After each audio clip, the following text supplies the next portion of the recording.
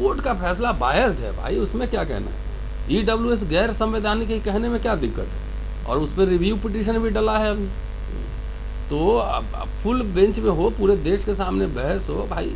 कोई दुनिया भर में कोई अगर पॉलिसी बनता है तो एक रूल है, एक अंडरस्टैंडिंग है कि आप जो है उसका डेटा इकट्ठा करेंगे, कमीशन बैठाएंगे, रिपोर्ट देगी, पार्लियामेंट में बहस होगा, तमाम डिबेट्स होंगे उसमें। ईडब्ल्यूएस में कोई डिबेट बहस हुआ, कोई आंकड़े आए, कोई कमीशन बैठा, किसी ने मांग की, कोई सड़क पे आया, कोई आंदोलन हुआ, तो आप 48 घंटे में आपने ओवरनाइट पास कर दिया, और जजों ने जिस तरह का निर्णय दिया उस पर तो आपत्ति है, और वो इसलिए रिव्यू पिटीशन भी डला है। ये मामला अभी ख़त्म थोड़ी हुआ है, तो बढ़ेगा। अभी हो सकता है कि आने वाले समय में ये राजनीतिक मसला भी बने। तो चल रही 8 साल से आप खुश हैं, आपके साथ न्याय हो गया, तो मुझे कुछ नहीं कहना है। अगर लगता है कि न्याय नहीं हुआ है तो न्याय महारैली जो है ना प्रासंगिक है। हमें लगता है कि 8 वर्षों में न्याय नहीं अन्याय ही ज़्यादा बढ़ा है। कि ये तो कह रहे हैं, बार बार ये आवाज़ उठ रही थी किसी के लिए, तो 14 में आज़ादी आई, और बार बार आवाज़ 70 साल में क्या हुआ क्या हुआ। तो भाई 70 साल में क्या हुआ तो कांग्रेस वाले बताएंगे, लेकिन हम तो एक सवाल तो पूछेंगे ही कि आखिर जो बेच रहे हैं ये बनाया किसने था। ये बीजेपी का बनाया हुआ है, आरएसएस का बनाया हुआ है कि विदेश से लेके यहाँ बेच रहे हैं। तो जो सार्वजनिक संस्थाएं हैं, नोटबंदी से आप खुश हैं तो मुझे कुछ नहीं कहना है, सीए एनआरसी हुआ खुश है, मुझे कुछ नहीं कहना। लेकिन लोग सड़कों पे आए हैं ना किसानों के सवाल पर, किसानों का भी मुद्दा है। ट्राइबल्स, अभी तो चलिए ट्राइबल समुदाय की एक राष्ट्रपति है, लेकिन ट्राइबल्स पे क्या अत्याचार इस देश में हो रहा है कौन नहीं जानता है, उसकी खबरें नहीं आ रही है छत्तीसगढ़ से। तो हमें लगता है कि न्याय नहीं हुआ, अन्याय बढ़ा है। सार्वजनिक संस्थानों के बिकने का मतलब है कि वहाँ से रिजर्वेशन ख़त्म, और रिजर्वेशन ही ख़त्म नहीं है बल्कि जो बहुसंख्यक जमात है SC ST OBC, और नौकरी नहीं मिलेगी तो अर्थव्यवस्था कमज़ोर होगी, और अर्थव्यवस्था कम आपका रीढ़ तोड़ेगा, कमर तोड़ेगा, और आपके बच्चे पढ़ नहीं पाएंगे। तो ये सारे मुद्दे हैं, और इस पर तो देशव्यापी आंदोलन करने की ज़रूरत है। हम लोग की ओर से एक प्रयास है कि 6-7 तारीख को वहाँ पर लोग आएँ, जुटें और अपनी बात रखें, हमें सोलिडारिटी में आए। तो काफ़ी लोग आ रहे हैं। तो चलिए दोस्तों, 6 और 7 दिसंबर रामलीला मैदान में सुबह से ये कार्यक्रम है, हम लोग वहाँ पे रहेंगे। आप सभी आइए, और जितने साथी सुन रहे हैं और ये यूट्यूब के माध्यम से जितने साथी सुनेंगे वो सब आएँ और वहाँ पे देखें, और इसके पक्ष में, न्याय के पक्ष में आप ज़रूर शरीक।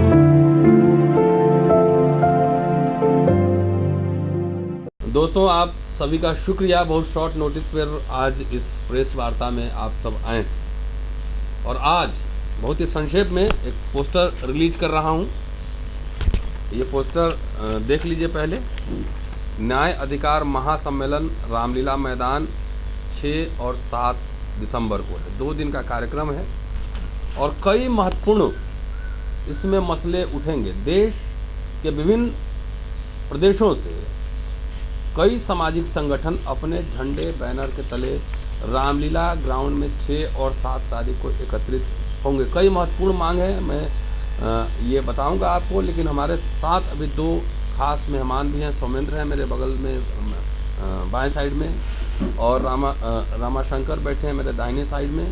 दोनों आपको ब्रीफ करेंगे, बताएंगे कि आखिर क्या कार्यक्रम है और क्यों कार्यक्रम है। लेकिन मोटा मोटी जो प्रमुख मुद्दे हैं मैं आपको हाईलाइट में बता देता हूँ। एक तो जाति जनगणना का है, दूसरा EVM हटाओ, बैलेट पेपर लाओ, जो हायर जुडिशियरी है उसमें प्रोपोर्शनल रिप्रेजेंटेशन हो SC ST OBC का, सफाई कर्मचारी का जो ठेकेदारी प्रथा है क्लास 3 या क्लास 4 में, ख़ास तौर से जो कॉन्ट्रैक्चुअल और हायर कर रहे हैं, आउटसोर्सिंग और सब तमाम जो कर रहे हैं ठेकेदारी बंद हो, और उसको परमानेंट सरकारी नौकरी दिया जाए। जो गवर्नमेंट की ठेकेदारी है, जितनी ठेकेदारी होती है उसमें बहुसंख्यक की हिस्सेदारी हो, फसलों की MSP जो लागत मूल्य और महंगाई जोड़कर तय हो, और दिल्ली के नौकरियों में 1993 का जो डोमिसाइल है वो हटाया जाए, क्रीमी लेयर का मानदंड बदले, और ख़ास तौर से EWS आने के बाद ये क्रीमी लेयर OBC में सेम EWS और OBC का वो एक तरह से तर्क संगत नहीं है, वो हटाया जाए उसको, और आदिवासियों की अनुसूची 5 और 6 को लागू की जाए। कॉमनल हार्मनी और भाईचारा, कॉमनल हार्मनी स्थापित हो। इन तमाम मसलों को लेकर 6 और 7 तारीख को देश भर के विभिन्न संगठनों के प्रतिनिधि और लोग इस कार्यक्रम में शिरकत करने जा रहे हैं और आ रहे हैं।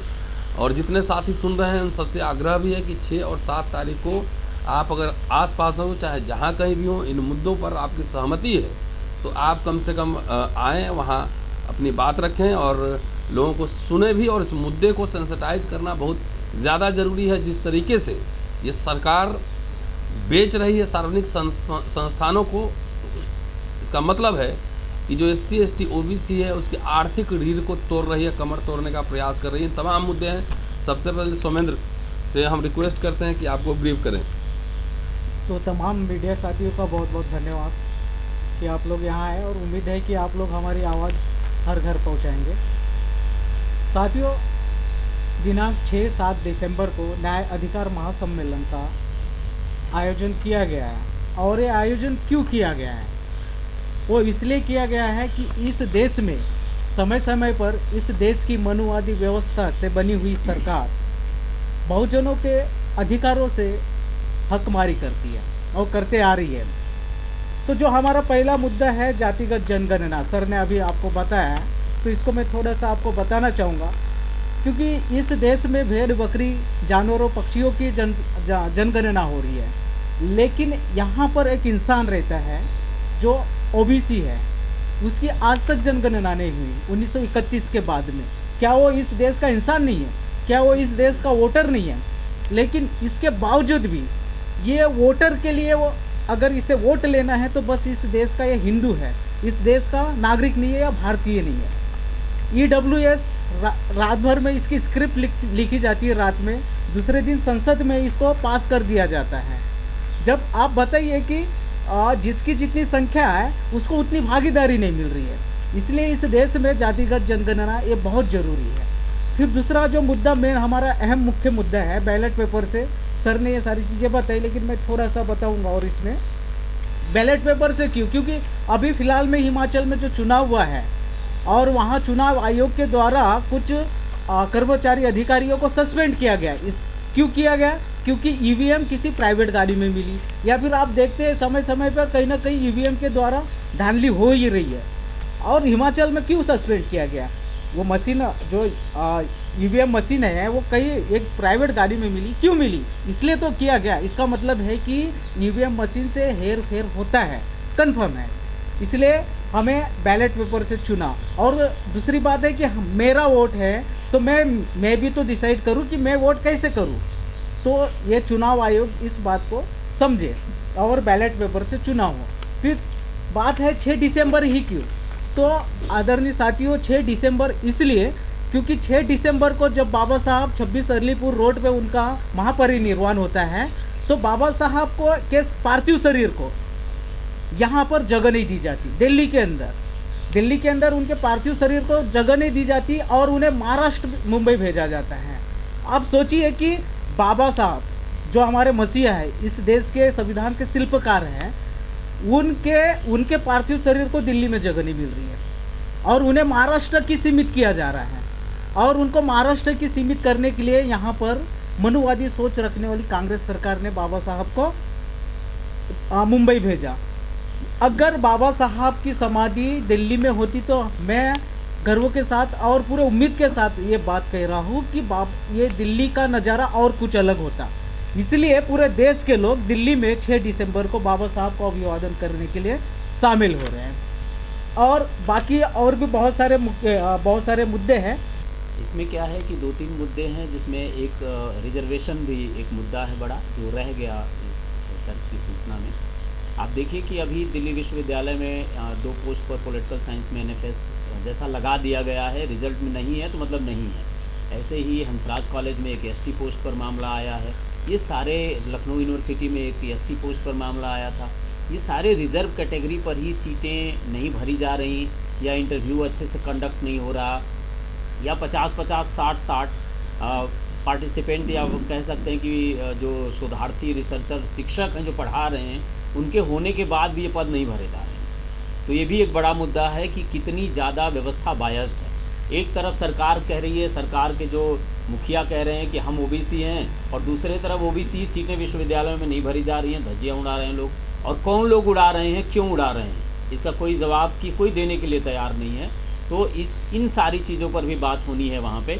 दूसरा क्या है कि जैसे ठेकेदारी की व्यवस्था है, एक तरफ सरकार पूरी तरह से प्राइवेटाइजेशन जोरों पर लागू करवा रही है, और दूसरी तरफ आप देखिए कि उसमें किसी तरह का कोई रिप्रेजेंटेशन, रिजर्वेशन जैसी व्यवस्था नहीं है।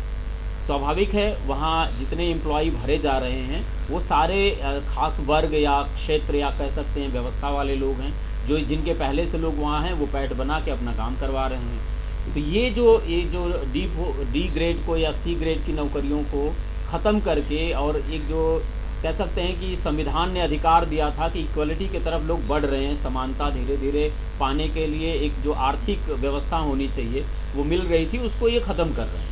क्योंकि जानते हैं कि जैसे जैसे समृद्धि आएगी वैसे वैसे लोग शिक्षा की तरफ बढ़ेगा और अपने अधिकारों के लिए लड़ना शुरू करेगा, मांग करेगा, आवाज़ उठाएगा। तो ये आवाज़ बनी ना पाए, इसके लिए शिक्षा से ही इनको वंचित कर देना है, अर्थव्यवस्था में इनको हिस्सेदारी नहीं देनी है।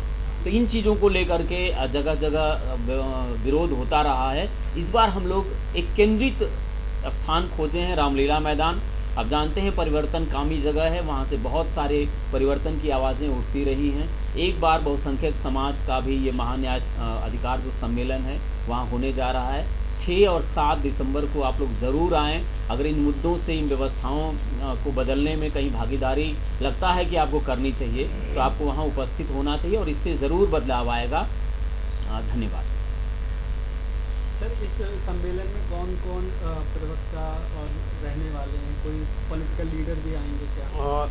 कुछ आ सकते हैं, न्योता बहुत लोग को दिया जा चुका है, लेकिन आप सब जो युवा हैं, जो सोशल एक्टिविस्ट हैं, हमारे लीडर तो वही होते हैं। क्योंकि पिछले कई वर्षों में हमने देखा है कि सोशल एक्टिविस्ट यही ज़्यादा मोर्चा संभालते हैं।